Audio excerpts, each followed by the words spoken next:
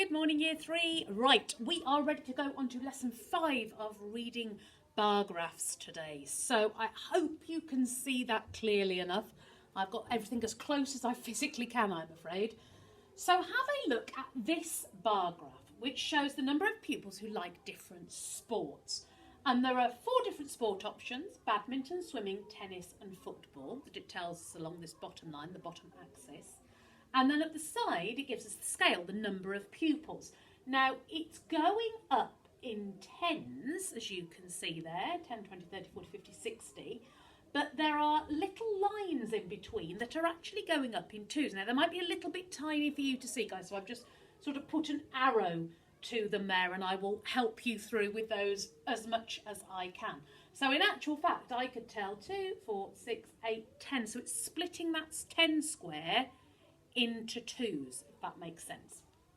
Right, 3 pupils are talking about this graph. Now, Sam says the largest number of pupils like swimming and the smallest number of pupils like football.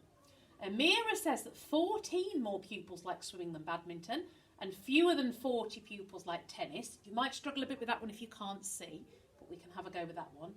And Ravi says 38 pupils like tennis, more pupils like badminton than tennis. Again, you might struggle slightly with that one, with it being a little bit small on the screen. But pause it here and have a go. Can you tell me whose statements are all correct? So pause here. How do we get on? Okay, right. I've screenshot everything so it's hopefully a little bit bigger for you. I'll try and make it as big as I possibly can. Here we go. I can get that even bigger if I do that. Okay, so here we have the chart again, and Sam said, if you remember, the largest number of pupils like swimming and the smallest number of pupils like football. So let's have a look at what he said. Do the largest number of people like swimming? Yes, because that's the tallest bar, isn't it? And if we follow this along here, they've put in a nice dotted line for us. I can tell you that 54 pupils like swimming. Now, he also says the smallest number of pupils like football. And I hope you looked at these 2 bars here and this one here and went, oh, hang on a minute. No, actually, this is the smallest bar, isn't it? If you draw a line across, yeah, that's the smallest bar. So in actual fact, the smallest number of pupils like tennis. So Sam was half right and half wrong, wasn't he, with his statements? Okay, then if we have a look at Amira's statements, again, try and make that as big as I can. There we go. She said 14 more pupils like swimming than badminton and fewer than 40 pupils like tennis. So if we have a look here at the people that like swimming and the people that like badminton, we need to work out the difference, don't we, to see if 14 more pupils do like badminton. Well, 54 people like swimming and 40 people like badminton. So yes, 14 more people. Oh dear, I've sent it all wonky. 14 more people do prefer swimming than prefer badminton, don't they? Okay. And then fewer than 40 pupils like tennis. Well, we needed to go to the tennis bar and we needed to draw along, and we can clearly see that, yep, that's below 40. It's actually on 36. So yes, fewer than 40 people do prefer tennis. So Amira's statements, they're all correct. And then we had Ravi, and Ravi said 38 pupils like tennis and more pupils like badminton than tennis.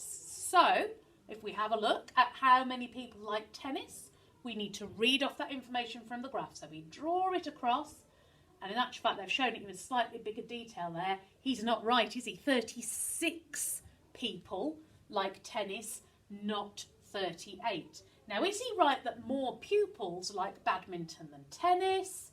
If we draw a line across here, yeah, look, the badminton bar is taller, isn't it? So definitely he's half correct as well. More pupils do like badminton than tennis.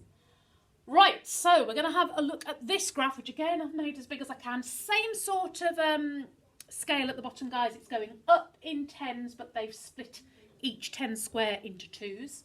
This is all to do with the number of children who visited the library over 5 days. and it's one of those ones where they've turned it on its side. So we've got the days of the week down here, we've got the number of children who visited down here, and they've put in some useful lines for you. Now I'm going to read you through the questions, then I'm going to try and make this as big as possible so you can freeze the video and have a go at answering the questions. Okay? So how many children visited the library on Thursday? The greatest number of children, so the biggest number of children visited the library on what day? 18 fewer children visited the library on what day than on Monday? Tricky, that one. And twice as many children visited the library on what day than on Wednesday? Okay, so I'm going to move these just slightly out the way. Make that as big as I can, and then move those back in. So freeze the video here and have a go. Okay, how did you do that one? Excuse me. So we have got all the information we need to answer the questions over here. So let's have a go. How many children visited the library on Thursday? Simple. We go to the Thursday bar, we go across, we need to draw a line down, and I can see that it is there. So it's 10, 12, 14. 14 children visited the library on Thursday. So what was the day that the greatest number of children visited the library on? So the most amount of children visited the library on? Very clearly Friday, wasn't it? Because that is the hugest bar. So the greatest number of children visited on Friday. Now, C is a little bit trickier. It requires you to do a little bit more investigation. 18 fewer children visited the library on what day than on Monday? Couldn't remember then. So on what day than on Monday? So the first thing we need to do is we need to find out how many children visited that library on Monday. So we go on down, 58 children. Now, by the power of my maths, I can tell you that 58, take away 18, so those 18 fewer children, leaves me with 40. So I'm looking for the day when 40 children went to this library. So if I do this and I go 40 all the way up, whoop, there you go, Wednesday. Okay, so 18 fewer children, I have to put Weds in, there you go, visited the library on Wednesday than on Monday. That's a trickier kind of question. Twice as many children visited the library on what day than on Wednesday? So in order to work that out, we need to work out how many children visited on Wednesday.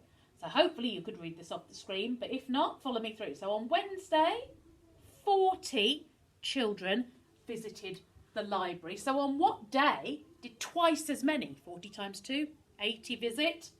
It's Friday, isn't it? Okay, so again, our answer there would be Friday. I hope you got on well with those, guys. The questions do get a little bit trickier towards the end of this unit.